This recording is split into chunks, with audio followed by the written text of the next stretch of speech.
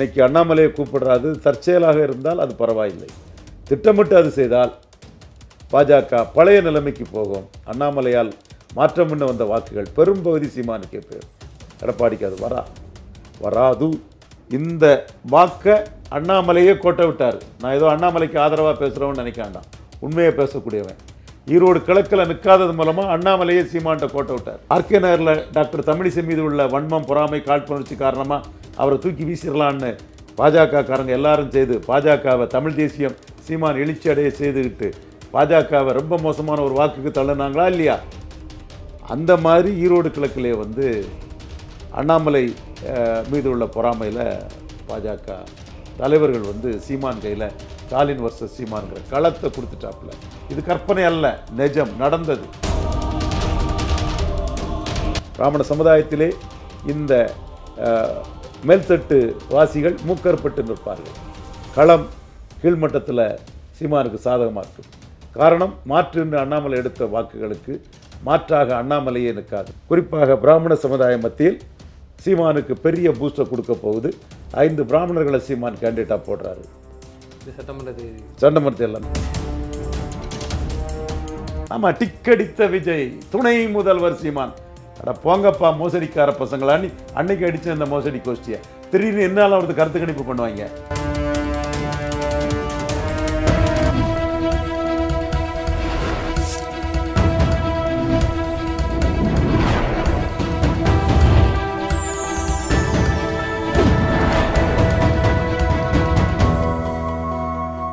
Channel 5 Tamil நேயர்களுக்கு வணக்கம். இன்றைய நேர்காணலில் நம்மோடு பேச இருப்பது அரசியல் விமர்சகர் ரவீந்திரன் துரைசாமி அவர்கள். சார் வணக்கம். சார் வணக்கம் தம்பி.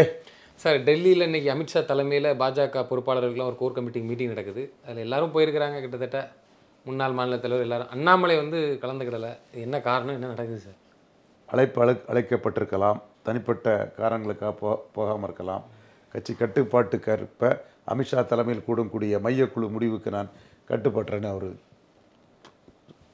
தகவல் சொல்லியிருக்கலாம். என்ன எது நமக்கு வெளிப்படையாக தெரியாமல் அதை நம்ம கருத்து சொல்ல முடியாது. ஆனால் ஒன் திங் ஷுவர், 18% என்டிஏ ஓட்டுங்கிறது ஒரு அசாத்திய ஓட்டு. 2014 இதே அளவு வாக்கெடுத்தாங்க. அன்னைக்கு கருத்து பார்வையற்றவர்கள், கிணற்று தவளைகள் தவிர மற்றவங்க புரிஞ்சுக்கிடுவாங்க. அன்னைக்கு கேப்டன் விஜயகாந்த் தேமுதிக அவர் ஒரு 5-6% வாக்கு எடுத்திருந்தார். எதிர்க்கட்சி தலைவராக இருந்தார். 7-8% வாக்கு எடுத்து எதிர்க்கட்சி தலைவர் ஆனார். அவருக்கு கான்ட்ரிபியூஷனே ஒரு 5-6% அன்னைக்கு இருந்தது. அண்ணன் வைகோ, அன்றைய வைகோவுக்கு ஒரு 2-3% வாக்கு கான்ட்ரிபியூட் இருந்தது. கோங்க ஈஸ்வர அண்ணன், அவர் 2% மேலே எடுத்தவர். அவரும் 1% கான்ட்ரிபியூட் போட்டால் கூட 10% கான்ட்ரிபியூட் பண்ண வெளிக்கட்சிகள் இப்போ உள்ள இல்லை.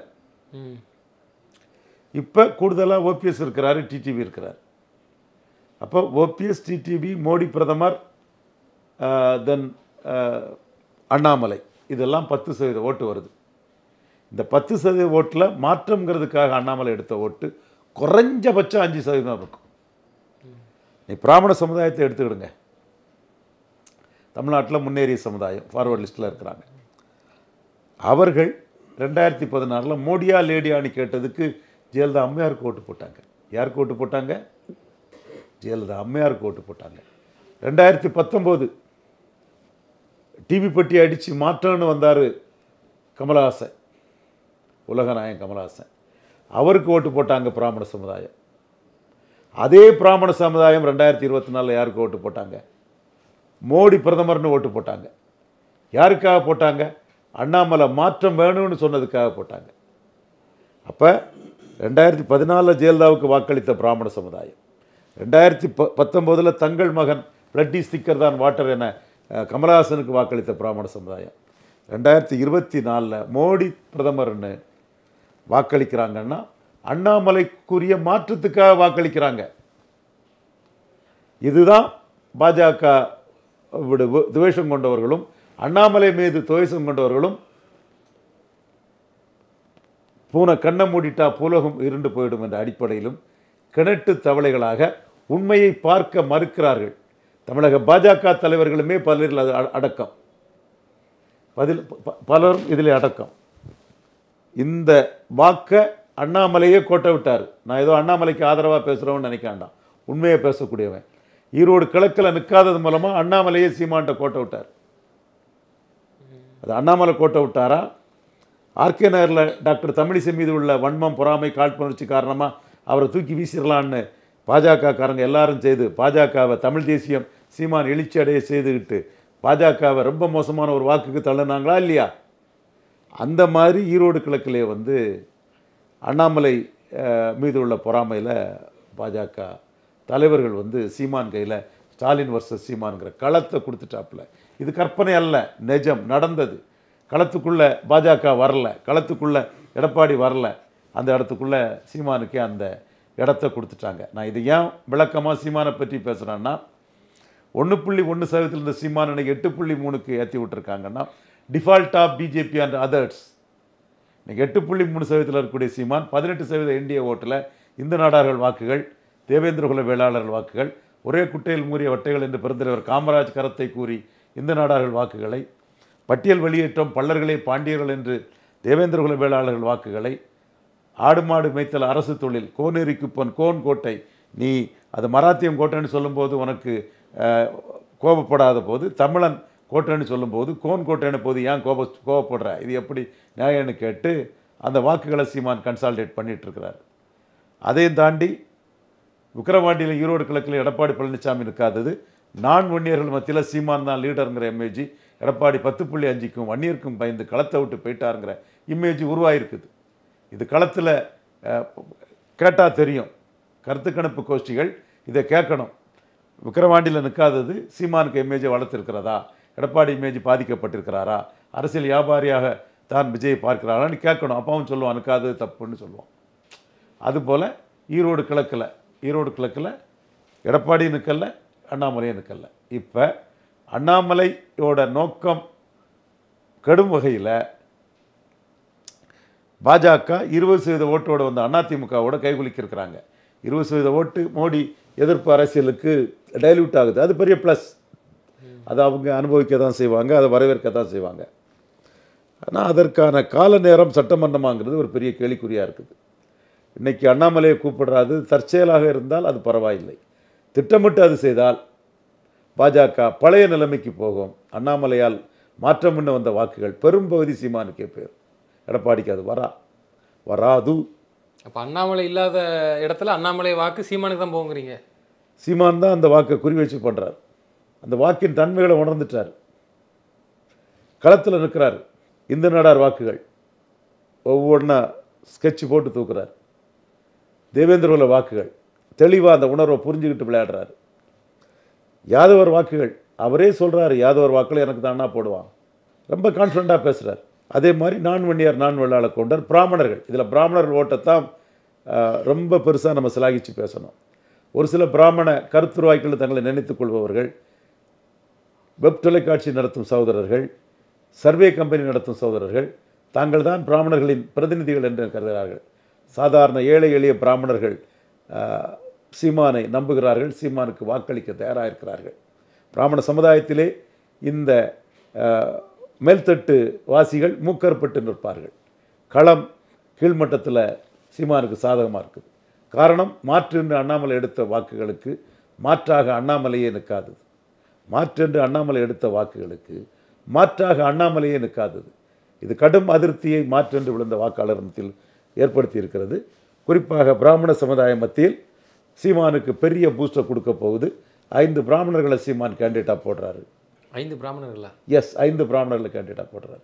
இந்த சட்டமன்றத்தில் 4 பேர் பெண்கள், ஒரு ஆண். காசிராம மயிலாடுதுறையில் போடுறாரு. மற்றபடி 4 பெண்களை கேண்டிடேட்டாக போடுறாரு. என்ன சார் புதுசாக இருக்குது? சீமான் ஸ்ட்ராட்டஜி முடிவு பண்ணிட்டார். டிஃபரெண்ட்டாக தலைகீழ் அடித்தாதான் நிற்பான் மக்கள்னு நினைக்கிறார். பெரியார் மண்ணில் பெரியாரே மண்ணுன்னு சொல்லி ஈரோடு கிழக்கில் 3வது சக்தியாக ஆல்டர்னேட்டிவ் ஃபோர்ஸாக நான் தான். இந்துத்துவா திராவிடத்திடம் போய்விட்டது. தமிழ் தேசியம்தான் திராவிடத்தை ஒரே குட்டையில் ஊறிய மட்டைகள் என்று எதிர்த்து நிற்கிறது. இது சாதாரண ஜனங்களுக்கு தெரியும், மக்களுக்கு தெரியும். அறிவுமிக்க அப்பர் காஸ்டான பிராமணர்களுக்கு தெரியாதா? பிராமணர்களுக்கு புரியாதா? ஸோ இந்த ஈரோடு கிழக்கில் செய்த தவறும் அண்ணாமலை மாற்றமும் சீமானுக்கு என்டிஏ 18% வாக்குகளில் பெருமளவு வாக்கு சரிந்து சீமான் பலப்படுவதற்கான வாய்ப்புகள் இருக்குது. விஜய்க்கு கிடைக்குமா? கிடைக்கும். பிள்ளை வெள்ளாளர் வாக்குகளும் அந்த தெலுங்கு சிறிய எண்ணிக்கை சபல்டன் காஸ்ட் சகோதரர் வாக்குகளும் ஓரளவு விஜய்க்கும் கிடைக்கும். ஆனால் அந்த வாக்குகள் சீமானு கிடைக்க, பிள்ளை வெள்ளாளர் வாக்கு சீமானு கிடைக்கும். தெலுங்கு சகோதரர் வாக்குகள் வந்து சீமானு கிடைக்க வாய்ப்பு இல்லாத வாக்குகள். அந்த வாக்கு மட்டும் தான் விஜய்க்கு போகுங்கிறீங்க. அந்த வாக்கும் பிள்ளை வெள்ளாளர் வாக்கு தான் விஜய்க்கு வாய்ப்பு இருக்குது. சிறுபான்மை வாக்குலாம் சிறுபான்மை வாக்கெல்லாம் அவங்க minorities always vigilant and alert. அவங்க சேஃப்டி அண்ட் செக்யூரிட்டியை தான் பார்ப்பாங்க. தெளிவாக அவங்க திமுக காங்கிரஸ் தான் ஓட்டு போடுவாங்க. சீமானும் அந்த ஓட்டுக்கு மாக்குன்னு கடுமையாக உழைக்கிறாரு, கூட்டங்கள்லாம் நடத்துகிறாரு. என்னோட பார்வை அந்த வாக்கு ஆர்எஸ்எஸ்க்கு எதிர்ப்பாக. அதுவும் 240 சீட்டு தான் மோடி வந்திருக்காருன்னா மோடியை வீழ்த்துறது வரை அந்த ஓட்டு மோடி எதிர்ப்பில் திமுக காங்கிரஸுக்கு தான் போகும். இப்போ இந்த அண்ணாமலை அவர்கள் இந்த கோர் கமிட்டி மீட்டிங்கில் கலந்துக்கல, இல்லை புறக்கணிக்கிறாங்க, அது என்னமோ. ஆனால் அது வந்து அவருக்கும் தெரியும் இல்லை, நம்மளை திட்டம் அவர் தான் அந்த வாக்குக்கு அடையாளம். மாற்றம் என்று 18% வாக்குக்கும் அவர் தான் அடையாளம். 18 மாற்றம் என்று வந்த வாக்கு, அதில் தினகரன் கமலஹாசனுக்கு ஓட்டு இருக்குது, டாக்டர் ஐயாவுக்கு ஓட்டு இருக்குது. அதெல்லாம் அண்ணாமலைட்ட தூக்கி கொடுத்தா பைத்தியகாரத்தனம் அது. அந்த வாக்கு அவரை முன்னிறுத்தி வந்த வாக்கு. அந்த வாக்கு இரட்டை இலக்கத்தில் தமிழக தாமரையை கொண்டு வந்த வாக்கு. அதில் பெரும் பங்கு அண்ணாமலைக்கு இருக்குது. அதை உதாசீனப்படுத்தினா அந்த வாக்கு மாற்றம் பண்ண வந்த வாக்கு, பெருந்தலைவர் காமராஜுக்குரிய ஒரே குட்டையில் உரிய மட்டைகள்னு வந்த வாக்கு. சீமான் தான் ஒரே குட்டையில் உரிய மட்டைகளை நாராக கிழிச்சு எறிவன்னு ரொம்ப ஸ்ட்ராங்காக போல்டாக பேசுவார். விஜயெல்லாம் அதிமுக கூட்டணி வாய்ப்பு கிடைக்காதான்னு எதிர்பார்த்துருக்கார். அதனால தான் அவங்க கட்சி தலைவர்கள்லாம் பயன்படுத்திக்கிட்டு இருக்குது. அதிமுக பெருசாக விமர்சிக்காதது நிச்சயமாக அது அவருக்கு அபியூகம். அப்போ கூட்டணிக்கு போகிறதுக்கு வாய்ப்பு இருக்குது வரக்கூடிய காலங்களில்.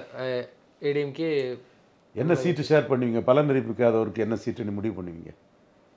பலன் நிரூபிக்காதவங்களுக்கு 50 சீட்டு வரை பேசிகிட்டு இருக்காங்க தான் பேசுகிறாங்களே. பேசிகிட்டு இருக்கான்னு பேசத்தானே செய்கிறாங்க, செயல்பாட்டில் வரலல்ல. சொல்லுகிறார்கள், பேசுகிறார்கள். ராகுல் காந்தி கூட 70 சீட்டு பேசுனாங்களே. செல்வப்பிரந்தை ஒன்றும் இல்லை, ஃப்ராடு பசங்கன்னு அடிச்சிட்டார் அன்னைக்கு. செல்வப்பிரந்தை பேட்டி பார்த்தீங்களா? காங்கிரஸை மையமாக வச்சு கள்ள கற்பனை விட்டவன்லாம் என்ன சொல்கிறான்? வேணுகோபால் பேசுகிறாராம். அடுத்த நிமிஷமே பிரியங்கா காந்தி மோடிக்கு ஏஜென்ட்னு வேணுகோபாலை கட்சியில் ஓரங்கட்டி துரத்துக்கு போட்டுற மாட்டாங்க. திமுக விட்டுக்கிட்டு பலன் நிரூபிக்காத ஒரு கட்சிக்கிட்ட, அதுவும் ஜெயலலிதா கிட்ட பல்பு வாங்கின, உதயநிதி ஸ்டாலின்கிட்ட பல்பு வாங்கின ஒரு கட்சி தலைவர்கிட்ட பேசுகிறாங்கன்னா அடுத்த நிமிஷமே வேணுகோபால துரோகி மோடிக்கு ஏஜென்ட்னு காங்கிரஸை விட்டு ஓரம் கட்டிட மாட்டாங்க. எவ்வளவுக்குள்ள மீனிங்லெஸ்ஸாக வேணுகோபால் பேரெல்லாம் பயன்படுத்தி விஜய்கிட்ட வாங்கின காசுக்கு ஜான ஆரோக்கியசாமி இவன் அந்த டீமும் என்ன ஃப்ராடு செய்திகளை போட்டாங்க. கொஞ்சம் ஃப்ராடு கள்ள கப்சாக்களே விட்டாங்க. செல்வ கணபதி தான் நீங்கள் விடக்கூடிய ஊதி பறக்கக்கூடிய பலூனில் ஊசியை வச்சு பலம் நிரூபிக்காதவர் நான் குத்துவோம் இல்லை, அதே மாதிரி குத்தி போட்டுட்டு போயிட்டார. எல்லாம் பொய் தானே. பொய்யிலே பிறந்து பொய்யிலே வளர்ந்த புலவர் பெருமானேன்னு பாட்டு தான் பாட வேண்டிய. எல்லாம் மோசடித்தனம் பண்ணக்கூடியவங்க. டிவிக்கு குரூப்பு. ஆமாம், டிக்கடித்த விஜய், துணை முதல்வர் சீமான். அட போங்கப்பா மோசடிக்கார பசங்களான்னு அன்னைக்கு அடித்த இந்த மோசடி கோஷ்டியை திடீர்னு என்னால் அவரது கருத்து கணிப்பு பண்ணுவாங்க. பாவம், பரிதாப கேஸுகள். கூட்டம் கலைஞ்சதில் சிவாஜி சரத்குமார் மாதிரி ஆயிட்டாரு விஜய்னு நான் சொல்கிறத அரசியல் கட்சிகள் ஏன்ட்ட சரிதாங்க, நீங்கள் சொல்கிறது சரிதாங்க, தேவையில்லாமல் கூட்டணி வச்சு ரிஸ்க் எடுத்தால் நாங்கள் நஷ்டமாயிருவோங்க, சிவாஜி சம்பத் மாதிரி கூட போயிடுவாங்கன்னு அரசியல் கட்சி தலைவர்கள் 2ஆம் கட்ட தலைவர்கள் நம்மகிட்ட பேசுகிறாங்க. பட்டு அமமுக விஜய் விரும்புகிறாங்க. டிடிவி தினகரன் அவர் எஸ் விஜய் விரும்புகிறாங்க. 8% ஓட்டு விஜய்க்கு இருக்குன்னு அமமுக சொல்லிட்டாங்க. பேசினார் அவர். விஜய் வருதுனால் அதிமுகவுக்கு பாதிப்பு இருக்குது, திமுகவுக்கும் பாதிப்பு இருக்குன்னு கூட பேசியிருந்தார். 8% ஓட்டு விஜய்க்கு வரும்னு அவர் பேசிட்டாரு. அது உண்மையில வருமா அப்படிங்கிறது பிரேமலதா அம்மையார் வந்தாதான் உண்மைங்கிறாங்க. அந்த அம்மா ஓரமாக பேசுகிறாங்க. ஏன்னா திமுக பக்கம் கூட்டணி போகிறதுனால, அதிமுக பக்கம் கூட்டணி போகிறதுனாலன்னு இருக்கலாம். கருத்து உண்மைதானப்பா. பலம் நிரூபிக்காத பொறுத்த வரைக்கும் நான் சொல்கிறது தானப்பா உண்மை. ஜான ஆரோக்கியசாமி ஆதவர்ஜினாலாம் பூமர் அங்கிள்ஸ் வந்து ஃப்ராடுத்தனம் தானப்பா பண்ணிட்டு இருக்காங்க. அவங்க பண்ணுறது ஃப்ராடுத்தனம் தானப்பா. ஸ்கிரிப்ட் தான், அது எல்லாமே தெரியுது. ஸ்கிரிப்ட்னு தெரியல. அந்த இதுக்கு இப்போ இவர் டிடிவி விழுந்திருக்கிறாருன்னா விஜயகாந்த் அளவு வரலான்னு அவர் சொல்கிறாருன்னா அவர் திமுகவில் அவருக்கு ஆப்ஷன் இல்லை. ஒருவேளை பாஜகவும் அதிமுகவும் ஒருவேளை டிடிவி தினகரன் அவர்களே சேர்த்துக்கல வைக்கல ஒரு கருத்து ஏற்படும் போது இவர் விஜய் பக்கம் போகிறதுக்கான இந்த வார்த்தையை கூட சொல்லி, அதனால தான் அவர் சொல்கிறாரு, நான் சொல்கிறேன். ஓகே, வேறு எங்கேயும் இடம் இல்லை, விஜய் பிடிச்சி நிற்க முடியுமான்னு எதிர்பார்க்குறாரு. தப்பு இல்லை. விஜய்க்கு என்னன்னு தெரியாதுனாலும் கூட விஜய்கிட்ட ஒரு 60 சீட்டு வாங்கிக்கிட்டு சவுத்து டெல்டாக்குள்ளே நின்றுட்டாருன்னா அந்த 60 சீட்லேயும் அவருக்கு பலத்தை காட்டிடுவார்ல. சசிகலா அம்மையாரும் ஃபண்ட் பண்ணிட்டாங்கன்னா பெருசாக இருக்கும்ல. வேலு கார்த்திகேயன், பார்த்திபன், பலரும் அதுக்குள்ளே ஆசைப்படுறாங்கல்ல. அவர் பல செல்வாக்கான பலரும் ஓட்டு எடுத்திருக்காங்களே. காமராஜினி ஒருத்தர், ரங்கசாமின்னு ஒருத்தர், ரங்கசாமி ஒரு முன்னாள் எம்எல்ஏ தஞ்சாவூர், தினகரன்ட்டையும் செல்வாக்கான ஆட்கள் இருக்காங்க. அந்த ஆட்கள் விஜய் பேனரில் ஓட்டு எடுக்க முடியும்னு நினைப்பாங்கல்ல. தினகரன் சொன்னதுனால நான் மாற்றி மறித்து பேசாமல் ஒழுமையாக பேசுகிறேன். பிரேமலதா அம்மையார் விஜயகாந்த் மாதிரி நிரூபித்தாதான் ஓட்டுங்கிறாங்க. நீ நிரூபிக்கிறதுக்கு முன்னே உன்னை விஜயகாந்த்னு சொல்ல தகுதி உனக்கு இல்லைன்னு மூஞ்சிக்கு நேராக பேசுகிறாங்க பிரேமலதா அம்மையார். நிரூபிக்கிறதுக்கு முன்னாடி விஜயகாந்த்னு சொல்லக்கூடிய தகுதி விஜய்க்கு இல்லைன்னு பிரேமலதா அம்மையார் சொல்கிறாங்க. ஓபிஎஸ் பாசிட்டிவாக எதுவும் இல்லை, மோசமாக பேசுனது தப்பு. அவரும் ஓபிஎஸும் வந்து விஜய் ஆப்ஷனை க்ளோஸ் பண்ணி தான் போகிறார். அன்புமணி வாய் திறக்கல, அவர் 10.5 வச்சு தான் போவார்னு நினைக்கிறேன். அதுதான் அவருக்கு நல்லது. 10.5 தான் வன்னியர்கள் ராமதாஸோடவும் அன்புமணியோடவும் 10.5 வன்னியம் பெருசாக நினைக்கிறான். அது வன்னியர்களுக்கு ப்ரைடு. இந்த தேர்தலில் இப்போ அண்ணாமலை இப்படி ஓரம் கட்டுறாங்க. அப்போ அண்ணாமலைக்கு வந்து எந்த ஒரு பிளேயும் கொடுக்க மாட்டாங்கிறது வந்து தெரியுது. இதனால் பாதிப்பு ஏற்படுங்கிறது வந்து ஒரு உண்மை தானே. அவரால் வரக்கூடிய ஓட்டுகளும் பாஜக இதுவும் உண்மை உலாதுங்கிறது பொறுத்திருந்து பார்ப்போம் என்ன நடக்குதுன்னு. நிச்சயமாக சார். தொடர்ந்து தங்கள் கருத்தில் பண்ணதுக்கு நன்றி.